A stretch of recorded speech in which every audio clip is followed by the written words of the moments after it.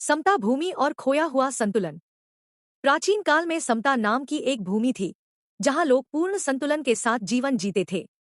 उनके दिन नदी की तरह शांत और सहज बहते थे। कर्म, विचार और भावना में संतुलन था। लेकिन समय के साथ तीन छायाएं धीरे धीरे समता भूमि में प्रवेश कर गईं। अतियोग, हीनयोग और मिथ्यायोग।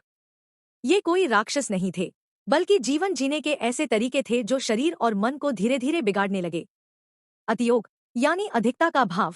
कुछ लोगों के कान में फुसफुसाया, धूप में और समय बिताओ, ज्यादा मीठा खाओ, लगातार सोचते रहो। इन लोगों ने अपनी इंद्रियों और मन का अधिक प्रयोग करना शुरू कर दिया। उनका शरीर गर्म हो गया और मन अशांत। हीनयोग यानी अल्पता का भाव ने कुछ और लोगों से कहा, फूलों की खुशबू क्यों सूंघनी, जमीन को क्यों छूना, बस चुपचाप बैठे रहो। उन्होंने अपनी इंद्रियों का कम उपयोग किया। धीरे धीरे वे सुस्त, थके हुए और उदास हो गए। फिर आया मिथ्यायोग, जो गलत प्रयोग का स्वामी था। उसने लोगों को भ्रमित किया। तेज रोशनी में देखो, कर्कश आवाजें सुनो, शांति में भी डर महसूस करो। लोगों की इंद्रियां भ्रमित हो गई और उनके विचार दुख व भय की ओर मुड़ गए।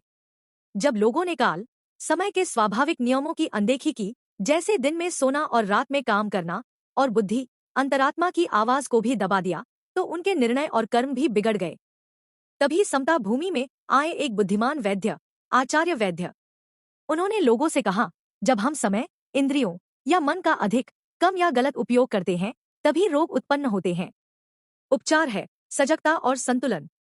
धीरे धीरे समता के लोग फिर से स्वस्थ और संतुलित हो गए, सुनकर, महसूस करके और सोचकर, न ज्यादा न कम, बस उचित मात्रा में।